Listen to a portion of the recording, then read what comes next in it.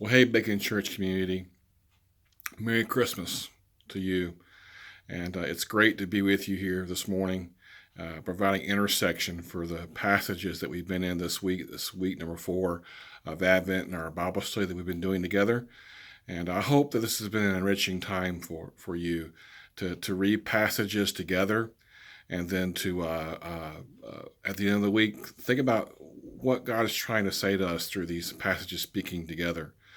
This week, we've heard first from Gregg Hazeltine on Monday from Jeremiah 31, 1 through 6, a passage that talks about God saying they will be my people and a love that will last forever and not fail.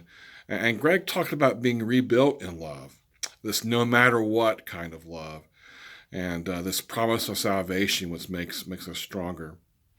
On Tuesday, Pastor Russ read for us Jonah 4, 1 through 3, and shared from there. And the great description about God, that he's gracious and compassionate and slow to anger and abounding in love. And Pastor Russ talked about how we can't exaggerate the grace of God. It's larger than we can get our minds around. And he also talked to us about, and we pondered about, the Ninevites and how Jonah viewed them, and can we view people in our life in that same way. On Wednesday, Kathy Artman shared Romans 8:28 through 39, and that one rich phrase that I love, he did not spare his only son for us. And Kathy talked about God working for our good, that even our sufferings, which Paul talks about in that passage, can be for our good. And God can help for our struggles to be a means of spiritual growth in our lives. Then yesterday, Lindsay Stillman read from 1 John 4, 7 through 21, and this short passage from 1 John from the Gospel writer John, where the word love or some version of it is used 27 different times in those few verses. And I love the phrase, we love because he first loved us. And Lindsay points out that when we're loving, and John says this, we're being more like Jesus, more like Christ. And this means putting people ahead of ourselves.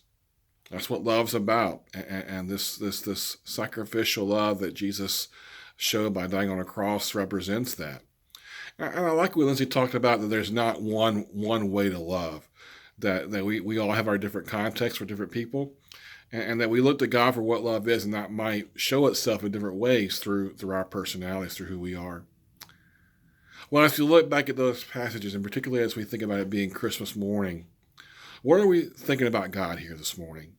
I think about overwhelming love, especially seeing this Christmas morning an incarnational love, God with us, Emmanuel, a vulnerable love, a love made flesh, a blood and bones, an infant.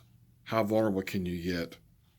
An unfailing love, a forever love, an unstoppable love.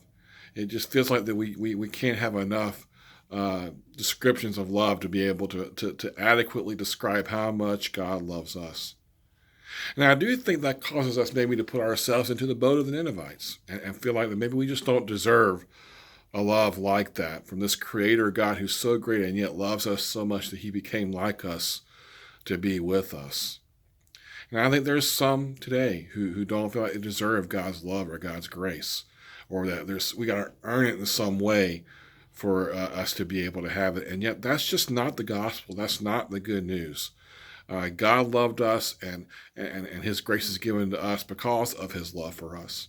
And it's when we accept that love and that grace and we believe in him that then the changes take place. That's the direction that it goes in. That's the way it works. So what do we do?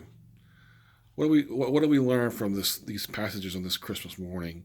Well, we need to accept God's grace. We need to accept God's love in our lives. We also need to show God's love and God's grace to those around us, especially to those who don't feel like they deserve it. And really simply, it's about living on our mission statement, loving Jesus and loving like Jesus. Well, blessings to you and your family. Merry Christmas to you once again. I pray for God's grace and peace, his hope, his joy, his love to be on you as you celebrate and as you get ready to go into a new year.